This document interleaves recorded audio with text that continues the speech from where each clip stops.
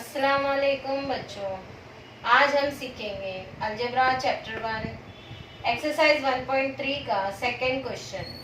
Part 1 में हमने सवाल नंबर 1 हल किया था। आज हम सवाल नंबर 2 और 3 हल करेंगे। सवाल में देखो, एक मसावत दी है 4x जमा 3y नफी 4 बराबर 0। दूसरी मसावत है 6x बराबर 8 नफी 5y।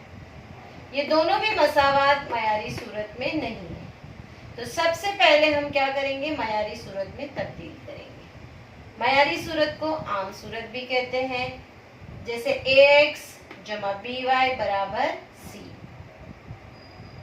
यहाँ पर देखो, हमने दोनों मसावातों को मयारी सूरत में तब्दील कर दिया। अब इसमें पहली मसावात में हमारा a1 b1 c1 हमें पता चला। दूसरे मसावात में हमको a2 b2 और c2 भी पता चल गया। अब हम d का ज़ाब्ता रखेंगे। d का क्या ज़ाब्ता है, मुरब्बा कालिब है। देखो a1 a2 b1 b2। यहाँ पर a1 की कीमत है 4, a2 की कीमत है 6, b1 की कीमत है 3, b2 की कीमत है 5। कीमतें रखने के बाद मुरब्बा कालिब को हल करने का तरीका हमने पार्ट 1 में भी सीखा था, पार्ट 2 में भी हमने हल किया था। 4 से 5 को ज़र्ब देंगे, फिर नफी की अलामत, फिर 3 से 6 को ज़र्ब देंगे।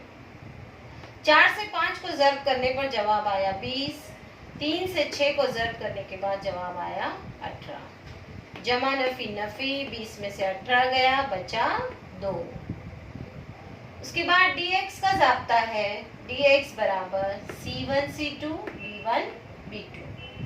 c1 क्या है 4, c2 क्या है 8 और b1 क्या है हमारा 3 और b2 हमारा क्या है 5। कीमतें रखने के बाद हल करेंगे हम। 4 से 5 को ज़र्ब देंगे, फिर नफी की अलामत, 3 से 8 को ज़र्ब दिया। 4 से 5 को ज़र्ब करने पर जवाब आया 20, 8 से 3 को ज़र्ब करने पर जवाब आया 24। जमा नफी नफी, नफी का अमल होगा। 24 में से 20 गया तो बचा 4। 24 बड़ा आदद है, उसकी अलामत है नफी, इसलिए हमारे जवाब में आएगा नफी। उसी तरह dy का ज़ाब्ता है a1 a2 c1 c2।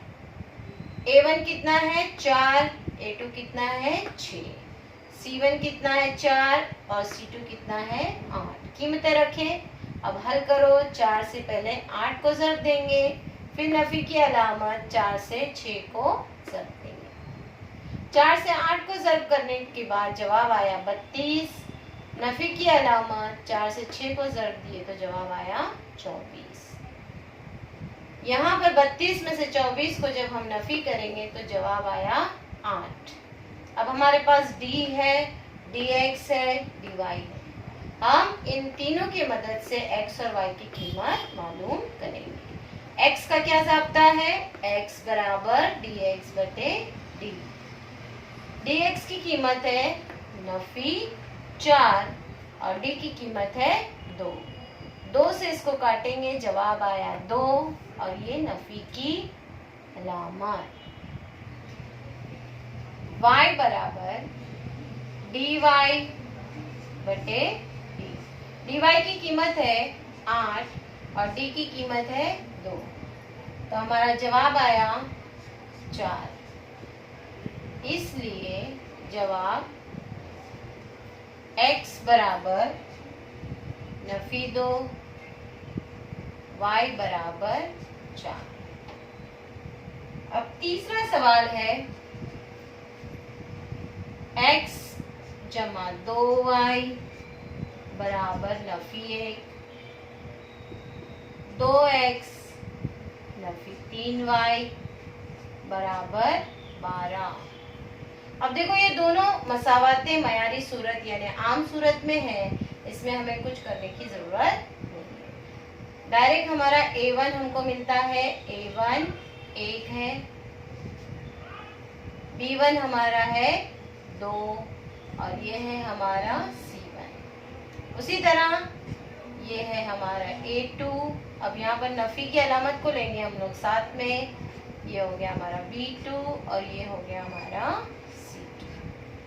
ज़ाब्ते में रखेंगे D बराबर A1 A2 B1 B2,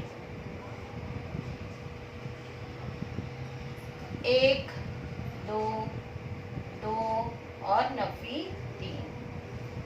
ज़र्ब करेंगे पहले 1 ज़र्ब नफी 3, फिर नफी की अलामत 2 ज़र्ब 2।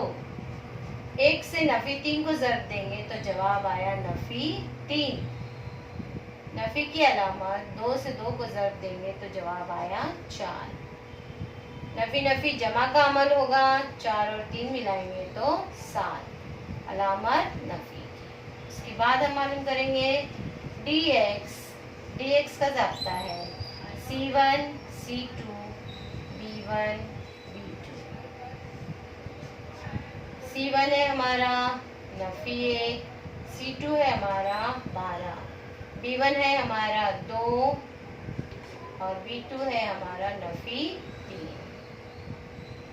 इससे इसको ज़र्ब देंगे, नफी 1 ज़र्ब नफी 3। दोनों भी नफी के नंबर है, उनको हमको क्या करना पड़ेगा, इस तरीके से ब्रैकेट में रखना पड़ेगा। फिर नफी की अलामत 2 से 12 को ज़र्ब देंगे।